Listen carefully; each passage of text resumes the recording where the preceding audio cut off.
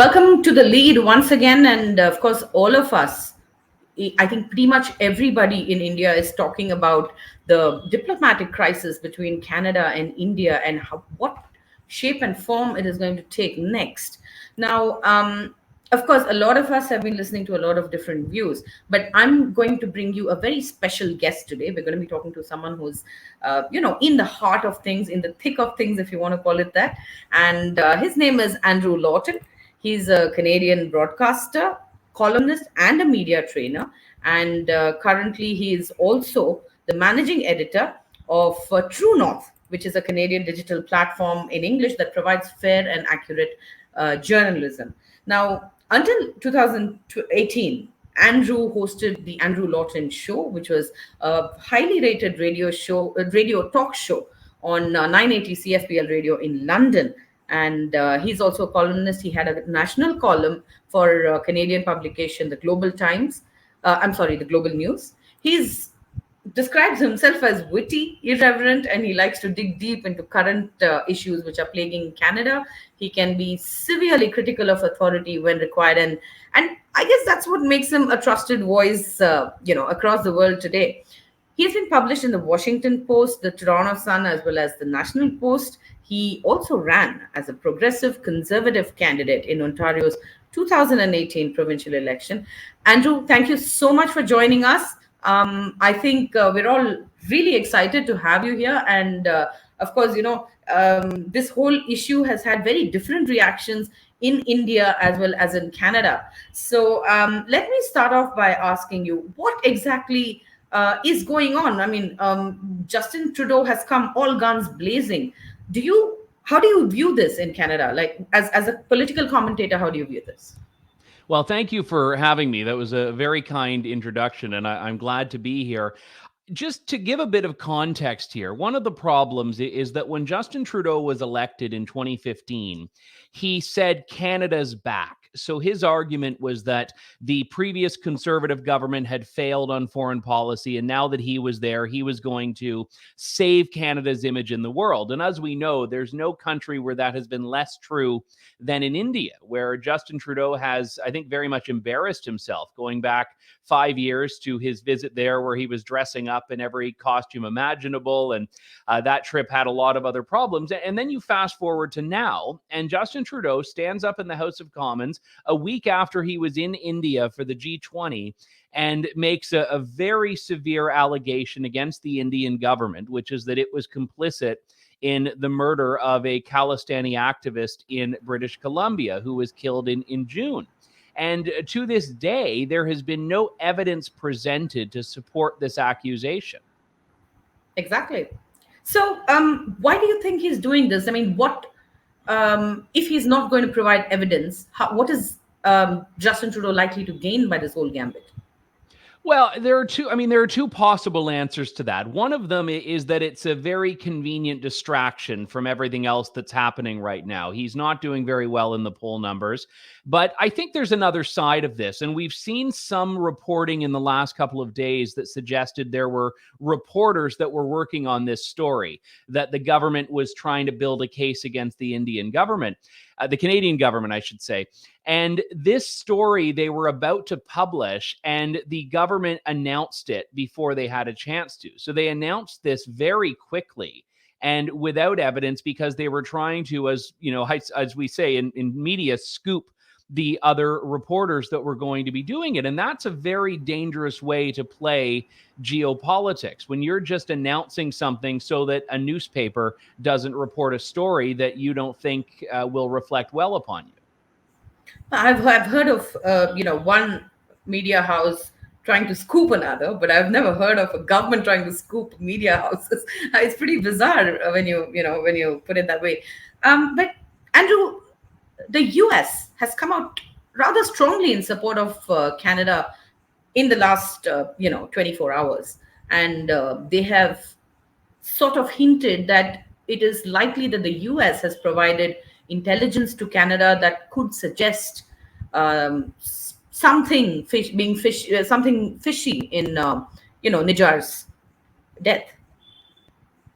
Yes, so I've seen that reporting as well. At first, it seemed the opposite was true, that the United States was not committing publicly to taking Canada's position on this. And I would just say the United Kingdom has gone the opposite. The United Kingdom has actually come out and denounced Khalistani extremism, and they've continued to engage with India in trade talks. So I think Justin Trudeau was expecting a little bit more public support from what's called the Five Eyes Alliance, which is a network of intelligence sharing partners: Canada, the United Kingdom, the United States, Australia, and New Zealand. And he hasn't, for the most part, got that. Now, with the United States, it does sound like President Joe Biden brought this up with Modi.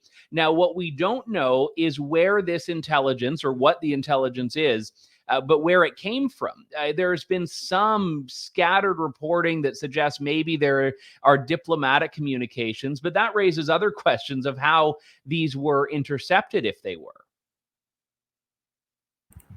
Yes, and I mean, there's human intelligence, signals intelligence, and is it par for the course for diplomats to be, for their perhaps their phones to be tapped, for them to be monitored on ground by local authorities? Is that something that's par for the course? Is that normal? Well, it's not normal in liberal democracies and in countries that practice the rule of law. This is what we expect from China. It's what we expect from Russia. It's what we expect from Iran and North Korea. It's not what we expect from our allies and partners. So I don't think if there's any evidence that India and Canada were doing this to each other, that is tremendously problematic. And I think there needs to be accountability for that. And I think that's where we get to the bigger question here, which is that diplomatic relations between Canada and India, this may have exploded them, but they were not healthy before this point. This has been going on for several years now, and it's actually been quite shameful. I was talking after the G20 summit in Delhi about this, and I had said that India is an ally. And I had people that actually challenged me on that were uncomfortable calling India an ally, because there is this perception in Canada that India is not our friend if you talk to just certain pockets of the population that don't value that relationship.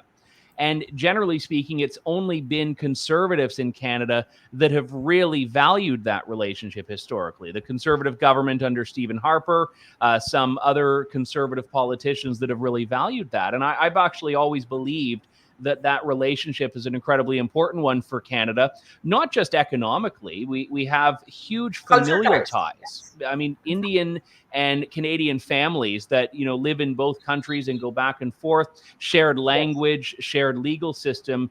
This is a valuable country, and it's actually quite disgraceful that we've seen it in the relationship between it and Canada diminish so much. Now, I'm really surprised when you say that in the last a number of years that the relationship has deteriorated, and you are ascribing it to perhaps the present Prime Minister of Canada as well as the party in power. So can you elaborate on why these ties between Canada and India have, as you say, deteriorated? One of the big things is that Canada has a very large Sikh population, and it is a population that's very hardworking, that's very integrated in Canada. We love them. There are about 2% of the Canadian population, which is actually large. And as I understand it, it's the largest Sikh population in the world outside of India.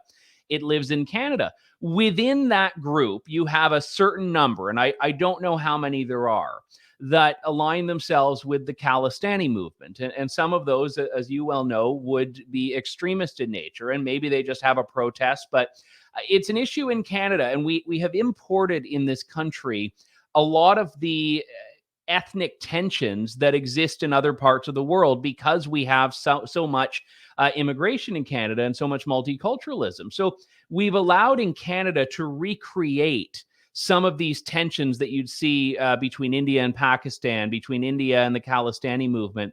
And we've imported those in some way. And the problem with that is that for politicians in Canada that want votes from different ethnic communities, they don't want to take positions on issues based on what's right. They want to do it based on where the votes are. So some politicians, especially on the left in Canada, have not wanted to denounce Khalistani extremism. They've not wanted to denounce it. And there's one politician in Canada whose name is Jagmeet Singh. He's the leader of the New Democratic Party, and he is, as his name would indicate, an Indian man or of Indian origin himself. But Jagmeet Singh, in an interview years ago, it took him 3 questions before he could denounce the Air India bomber, which is a very big issue in Canada as much as it is in India. And it took 3 questions for this interviewer to be able to get him to denounce this. So that's the level of political discourse we have, in that vote getting really triumphs over what's fundamentally right and wrong. So how do all right, now we have like you said, Canada is a very multi-ethnic population. So how do different subsects of the population view this? For example, the white Canadians, or the Hindu Canadians, the Sikh Canadians. Of course, the Sikhs themselves are pretty, they're in 2 different groups. There's a very small portion of them who support Khalistanis and the others who don't.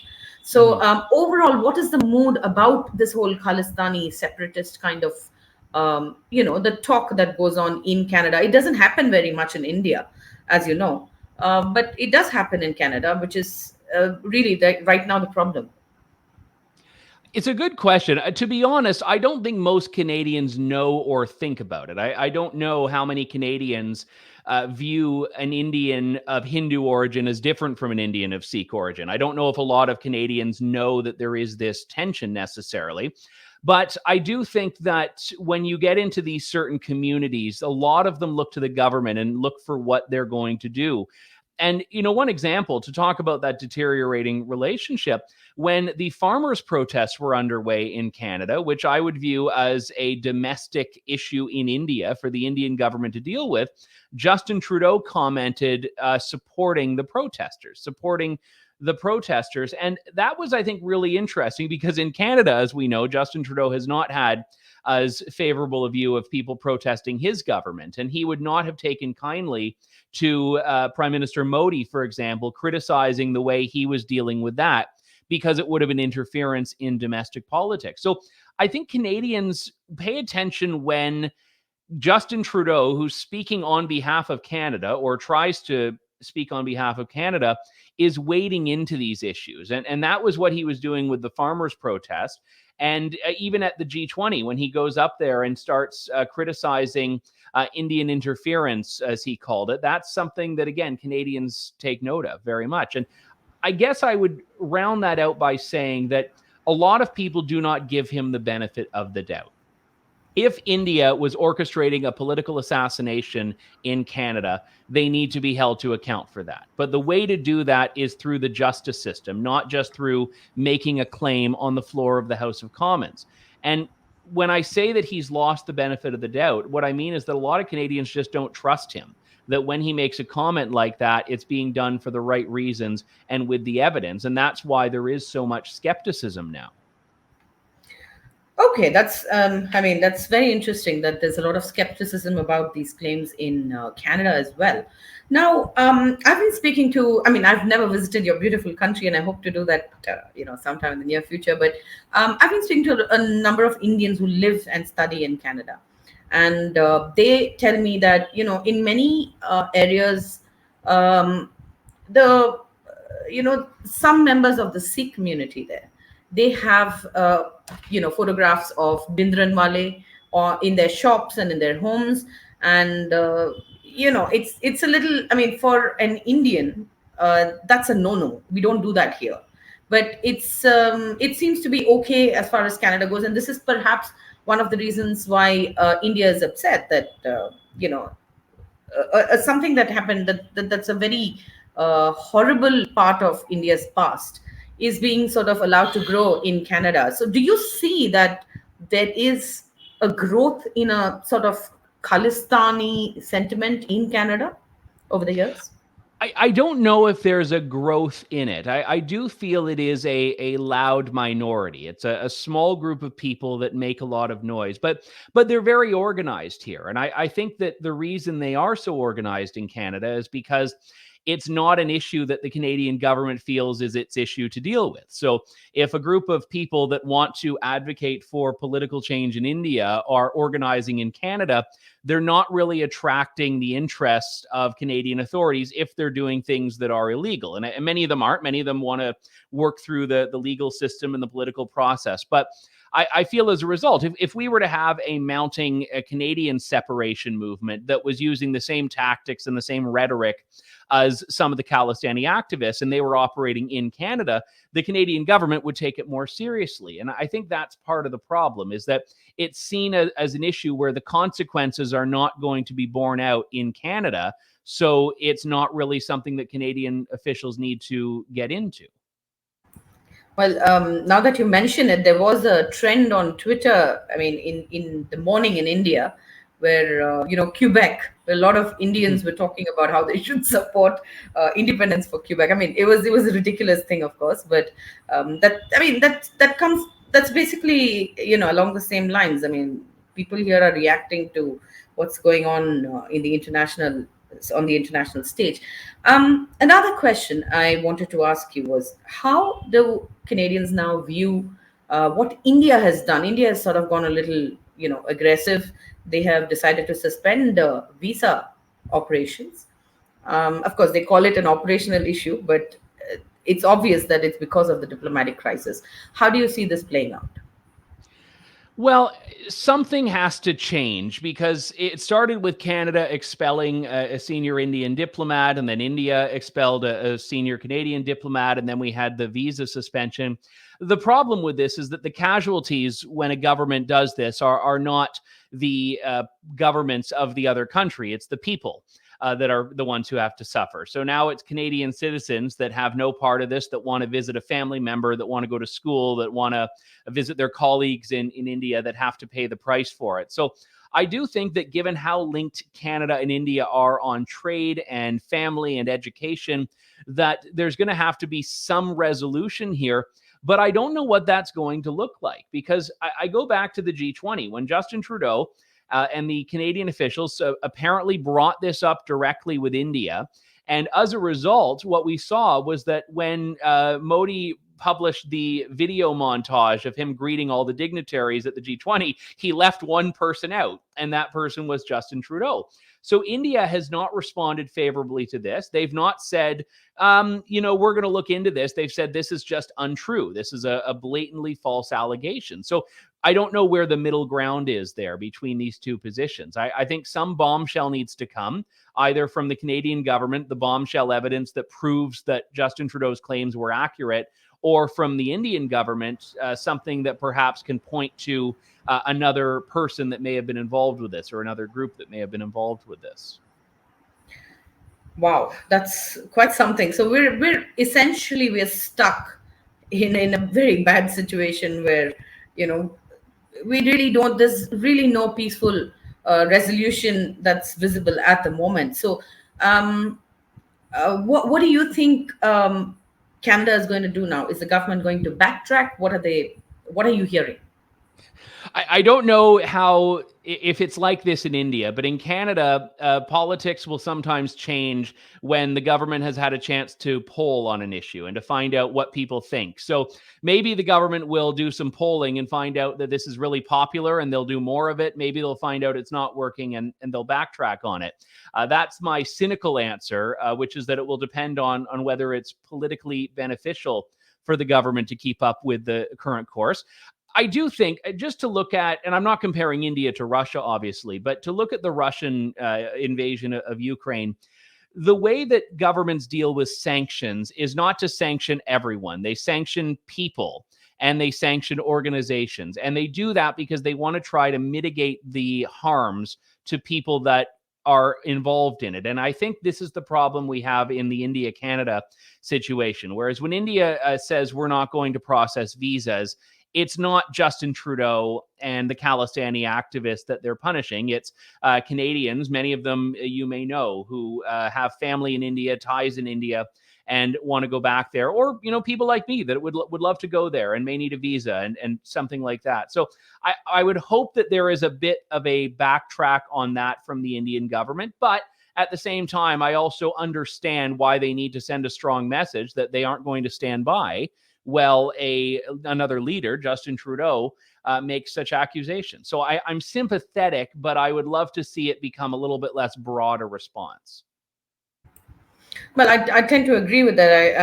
I mean, a lot of us also felt that India had sort of overreacted by putting visa operations on hold. Um, like you said, let's hope that things do get better, because at the end of the day, it's the people who suffer. People who have no stakes in any of this, they're the ones who suffer. Um, I'm really curious about, Canada is facing elections. The US is going into election year, and so is India. And these are very, very crucial election years for three countries. So, do you think that this could also have a bearing on what is playing out in the global political arena? Absolutely. I mean, I studied a little bit of international relations when I was in university. And one of the things that stuck with me, which I shouldn't have been as much of a bombshell to me as it was in my youth, but I guess it was then, is that you cannot separate the global from the local in politics. Is that what politicians do on the international stage is oftentimes a direct reflection of a domestic political reality, or it is to feed into a domestic political reality. So maybe Modi needs to be a tough guy with Canada to win votes from people in India. Maybe Justin Trudeau needs to be a tough guy with India to win votes from politicians or from people in Canada. I think those are entirely, I don't want to say legitimate to justify it, but I think they're realistic observations you could make about it. And to go back to the previous comment I made on this, I will just add that I wonder if this situation would have been dealt with much differently by a different leader in Canada. And this is the problem, is that he says he raised this with Modi and he raised it with other Indian officials. We don't know how he raised it. We don't know in what context. We don't know what the evidence was. Because remember, they were in person for the G20. Were they taking advantage of being in person, even though they hadn't done all the legwork to get the evidence and intelligence? So they were just doing it earlier than they wanted to. Or did they do it in a very confrontational way? These are questions that I think you can ask. And again, I am not in a million years excusing if the allegations are true. That is a disgrace and it's a violation of Canada's sovereignty.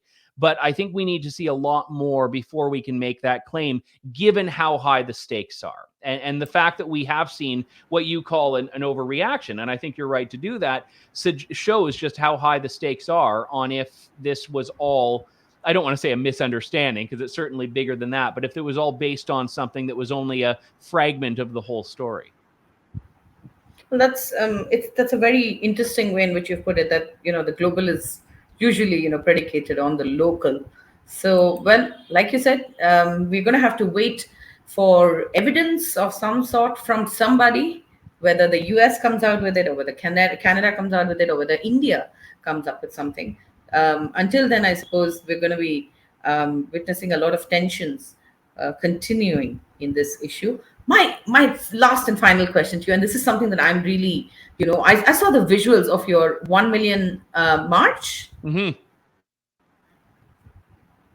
Extraordinary visuals. So, can you tell us a little bit about what's going on there? Is that something that's, top of mind for Justin Trudeau as well? I mean, issues at home, issues across, with India as well.